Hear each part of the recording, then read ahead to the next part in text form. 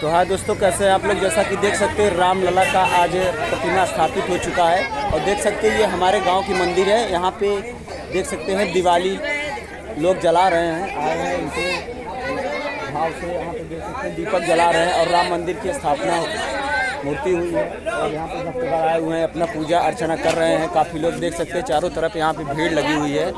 ये है मंदिर बगल में, यहाँ पे अभी राम जी की मूर्ति स्थापित की गई है और पीछे देख सकते हैं यहाँ पे दीप जलाए हुए हैं और पटाखा चारों तरफ। भाई साहब ऐसा लग रहा है कि कान और फेफड़ा दोनों हिल जा रहा है। और मंदिर भी देख सकते हैं एकदम सजा हुआ है।